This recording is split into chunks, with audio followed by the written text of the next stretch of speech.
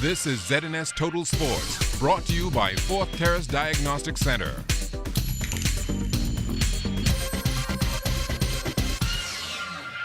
Welcome to sports, everybody. The Bahamas made Olympic history last year, entering a rower for the first time. Since that time, the sport has grown here in the 242, and tonight, Julian Gibson speaks with the young lady responsible. Benson, although the Rio Olympics took place in 2016, Emily Morley, even today, remembers competing. It was absolutely amazing. It was obviously something that no other Bahamian has ever done, and so I was just proud to sit on the line and wear the Bahamian flag. That was enough of an honor for me, and obviously a personal record. It's always great to go to a huge stage where you have competitors who have been racing and training for years and years and years, and who are actually your role models, and to be able to sit on the line with them was just amazing. It was a great opportunity, not only for myself, but obviously for the Bahamas. Are you looking forward to more major competitions like Rio? So I'm actually training right now for World Championships, which is at the end of September. They're in Sarasota, Florida, and so obviously the easiest world rowing regatta that I could probably go to, because normally they're all in Europe. So I'm training for that right now on Lake Cunningham every morning. I'm not going to 100% say I'm going to the next Olympics, but I'll just keep jumping to the next regatta and see how I end up.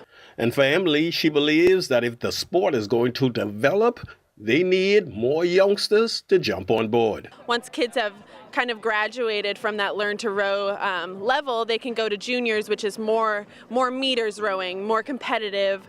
They learn how to race, they learn how to sit and control themselves, know how to row a race.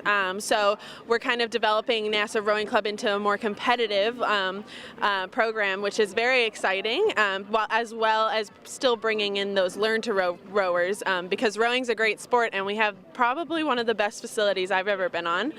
Here, Lake Cunningham. So, I mean, there's an opportunity that why don't we grab it? Reporting for ZNS Total Sports, I'm Julian Gibson. The Bahamas Bodybuilding and Fitness Federation combining its novice and national championships this year. Standing out in the men's junior physique was James Bain. I feel great. I just started working on it in January, so this has been a real journey for me. Just hard work, just every day in the gym, getting to my goal. How was the competition? It was good. It was fierce. It was really intimidating. A lot of the older dudes, because I'm a junior. A lot of the older dudes are huge. But it's a lovely sport. I love preparing for it. And I love just the fact that the posing makes something like muscle so beautiful.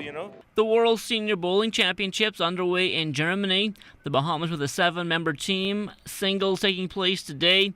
On the men's side, Soneth Lockhart, the top finisher, in 99th place, a 181 average. Charles Johnson, 149th, a 160 average. Greg Taylor, 155th, an average of 157. While Barrett McDonald, he was 157th with a 155 average. As for the ladies, just one group on the lanes today. Marina McLean finishing 20th with a 172 average, while Johnny Lockhart 29th, a 166 average. Paula Hartz will be in that second group tomorrow morning. From the minor league baseball diamond yesterday, a big outing for Anthony Seymour. He was 4 for 5 with 2 triples, an RBI, and a run scored, but Florida fell to Tampa 4-2. Lucius Fox 1 for 5, an RBI, and 2 runs scored as Charlotte took down Jupiter 10-8. Chavez Young 0 for 3, a run scored as Bluefield won over Princeton 6-5. As for Rashad Monroe, he was also 0 for 3 in RBI as the Reds fell to the Padres 11-8. Our junior tennis players on the court this week in St. Vincent and the Grenadines. Jacoby Bain won his first round match yesterday 6-3-3.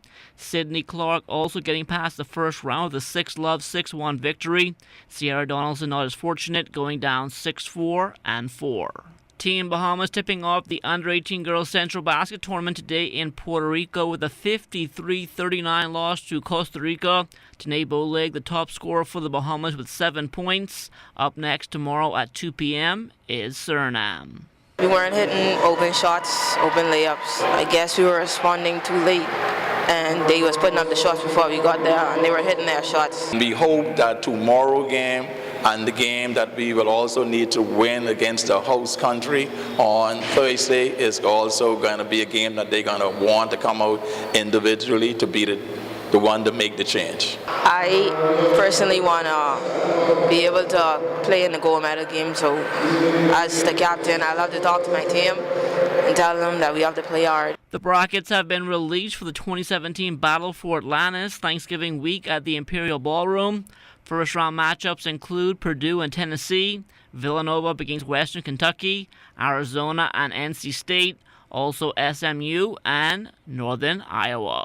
Jonquel Jones and the Connecticut Sun will be back on the WNBA hardwood tonight, riding a 5-game win streak, the Sun on the road in Atlanta against the Dream.